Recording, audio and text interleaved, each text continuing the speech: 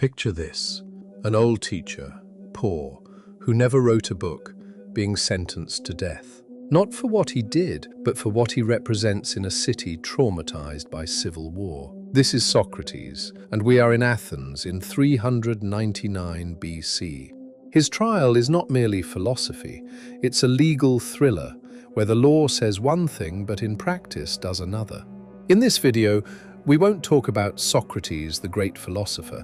Instead, we'll show how the Athenian legal system had already decided his fate before he even spoke. And at the end, I'll ask you a very simple question. Was this justice or revenge disguised as a trial? To understand the trial, we must get inside the heads of the 501 jurors who judged Socrates. These men had been through hell. Friends dragged away in the night, houses emptied, names erased from the citizen rolls. They watched their city become something they no longer recognized. In 404 BC, Athens lost the war to Sparta. Democracy collapsed. The 30 Tyrants took over. A brutal oligarchy. In just 8 months, the 30 had about 1,500 citizens killed, seized property, exiled thousands of Democrats, and reduced active citizenship to some 3,000 trusted men. The political head of that regime was Critias, once a pupil of Socrates. In 403 BC, a group of exiles led by Thrasybulus turned the tide. Alala! For the liberation of Athens! They marched on the Piraeus, retook the port, and within months forced the 30 to flee. Critias himself fell in the battle. Democracy returned. But the city was broken, divided, full of grudges. To avoid endless bloodshed, Athens introduced an amnesty. Prosecutions for past political crimes were forbidden. One must not bear grudges. In Greek, the phrase is mnesikakein. It sounds wise, yet the amnesty has a lethal side effect. It prevents people in court from saying exactly why Socrates is so troubling. You couldn't stand up and say, "You are the teacher of the tyrants," without flouting the spirit of reconciliation. In 399 BC, 3 citizens, Anytus, Miletus, and Lycon, brought a graphe, a public prosecution, against Socrates. Anytus stepped forward before the magistrate to deliver the formal accusation. Socrates is guilty of not recognizing the gods of the city, of introducing new deities, and of corrupting the youth. No treason, no collaboration with the tyrants, only religion and education. Why? Because accusing him of treason against the city, what the Greeks called prodosia, was simply impractical. The 403 amnesty forbade prosecutions for political crimes committed in the past. Such a charge would have died before it even reached the court. So Anytus and the others chose a subtler route. They invoked the charge of impiety, asebeia in Greek.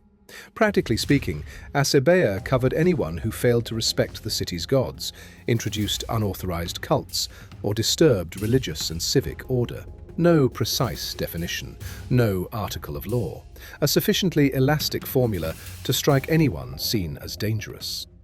That vagueness proved the perfect weapon.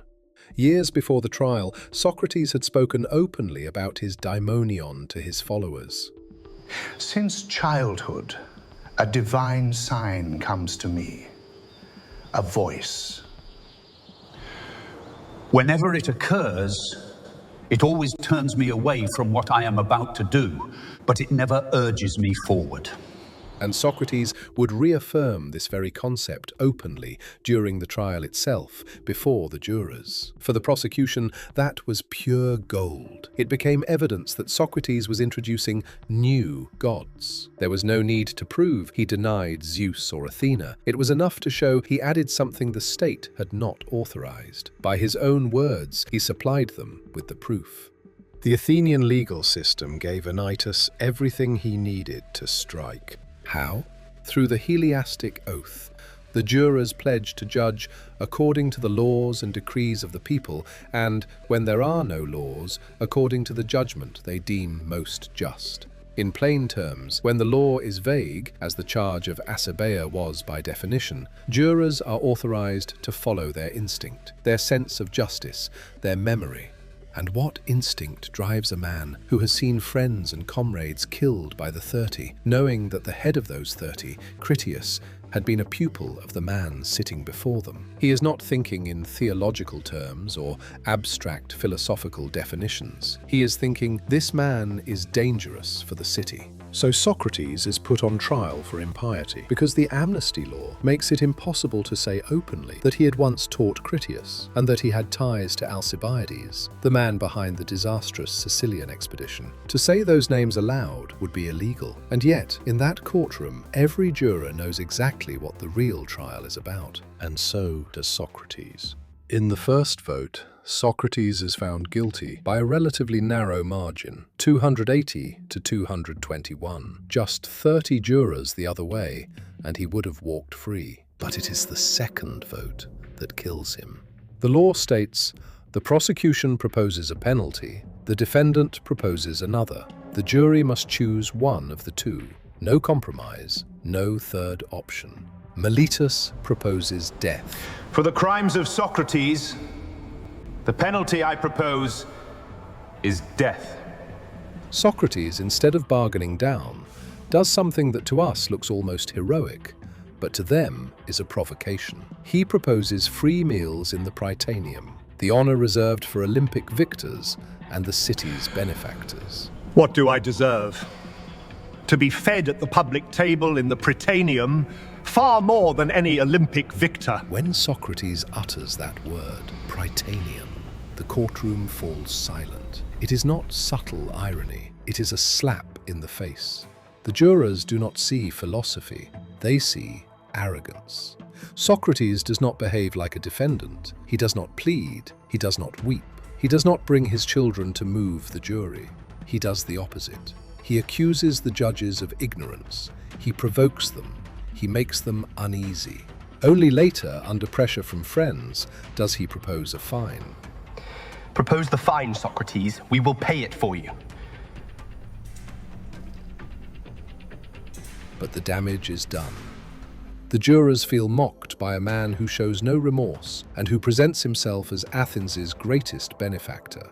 In the second vote, on the penalty, even more jurors vote for death than had voted for guilt. And the decision of the People's Court is final. His irony, his moral consistency, his refusal to pretend within that system become a judicial suicide. After all this, one question remains. Was Socrates guilty? Morally, no. Almost no modern historian believes he actually conspired against democracy. There is no evidence of treason, nor of active collaboration with the 30. But within that system, his conviction made perfect legal sense. The law on impiety was broad enough to include him. The amnesty made it impossible to discuss openly the true reasons for the trial, and the two-stage voting procedure, with no appeal, left no escape once he chose to behave as Socrates, not as a defendant. And that is perhaps the most disturbing thing about the story. Not that the system was corrupt, but that it worked exactly as it should. The laws were followed, the votes were regular, the jurors had sworn an oath, and yet an innocent man was condemned to death. Not by mistake, by the wrong kind of perfection. So here's the real question. Can a verdict be perfectly legal and still be profoundly unjust? And if your answer is yes, then ask yourself something else. If you had been one of those 501 jurors after the war, the executions, the terror of the 30, would you really have risked the city's stability for one old philosopher? Write it in the comments. See you soon.